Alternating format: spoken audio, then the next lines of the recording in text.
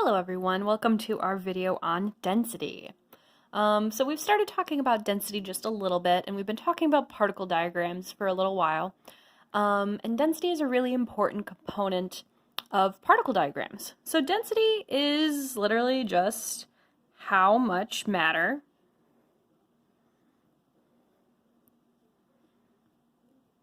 occupies a certain amount of space. Oop, my pen's dying.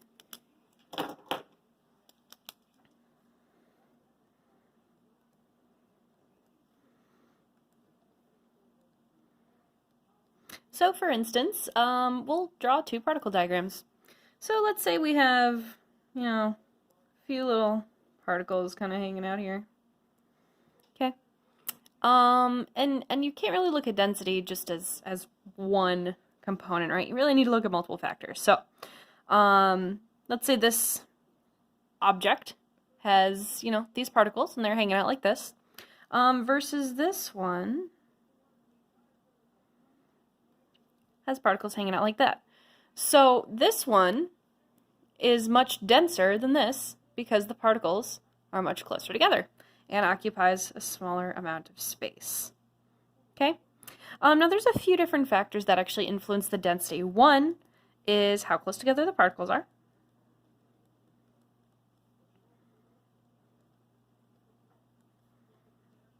Such as in this example, right? These ones are clearly much closer together than these ones, so this is a higher density. But another is the size of the particles themselves.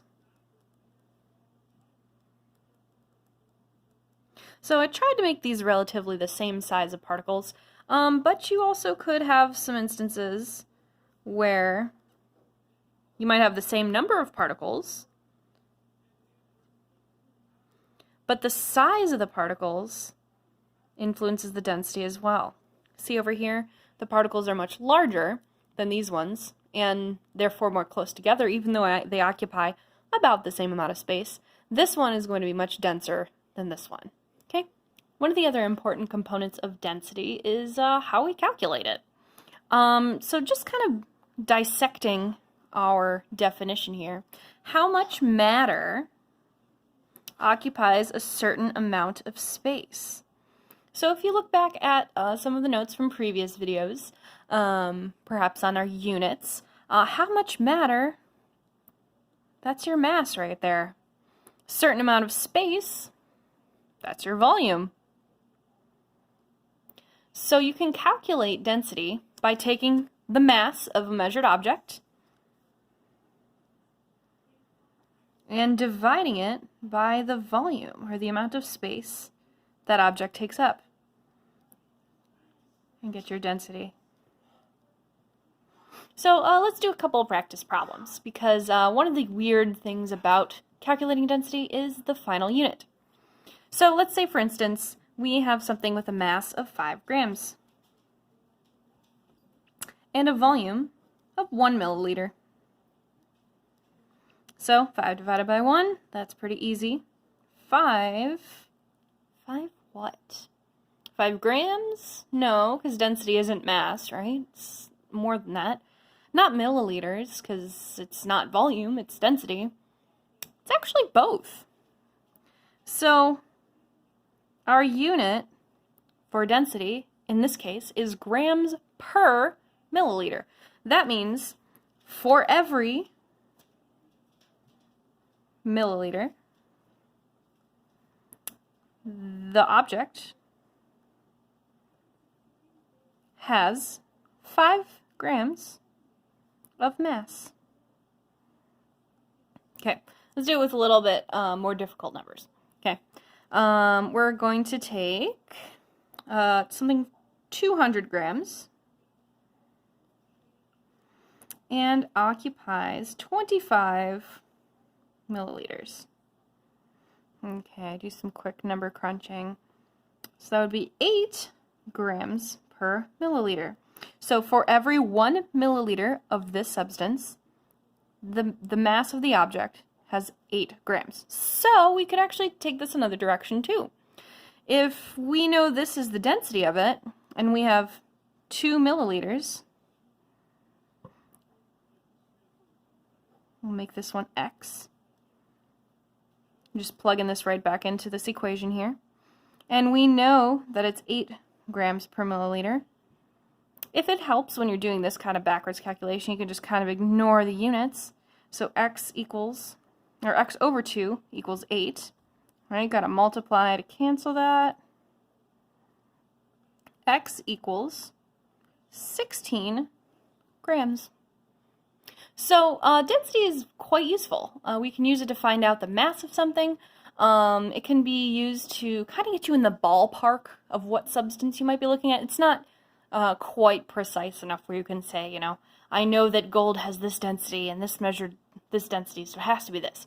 It's not that precise. There are a lot of margins of error there, but it can be used to kind of give you a ballpark like that. Now, one of the things as well is that density can be less than 1, right? So let's say that we have 5 grams of something in 10 milliliters. So that means that for every milliliter, there's only a half a gram of mass. Now, one component that we haven't really talked about yet is sinking and floating. So the density of water is 1 gram per milliliter.